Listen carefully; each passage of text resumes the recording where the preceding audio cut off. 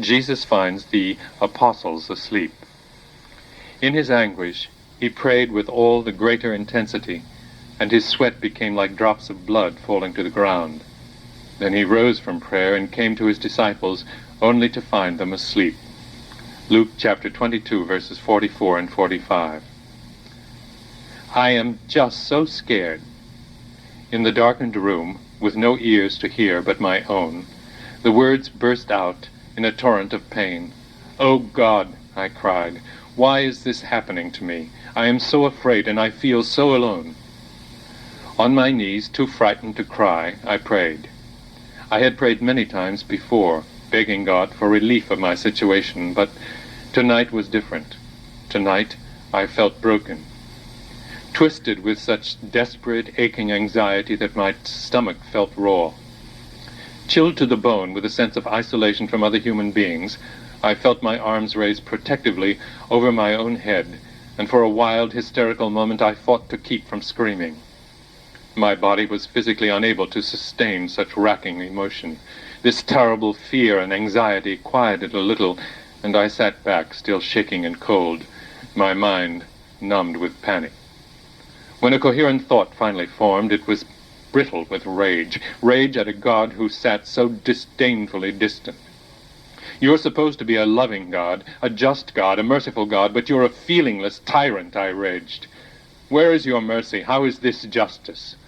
Where is even a little compassion? You're supposed to be so powerful. How can you let such things happen to people? Don't you even listen a little?" The uselessness of railing against such a deaf God crowded into my mind as a fresh wave of loneliness and fear tore at me.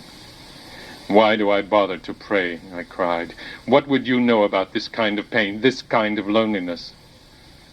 "What do I know about such pain, such loneliness?" A voice softly spoke into my mind. "Perhaps a great deal. Perhaps if you would come with me to Gethsemane, perhaps if you tried to share my sorrow, perhaps you would find comfort for your own pain." In the darkened room I sat quietly, barely breathing, startled, instantly peaceful.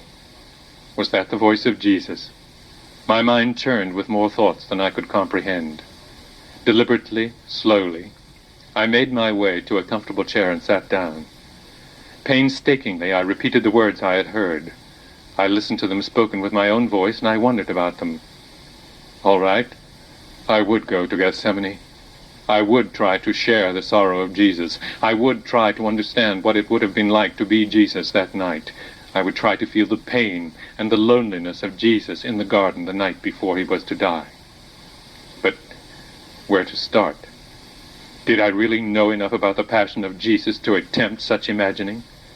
Did I even know enough about Jesus?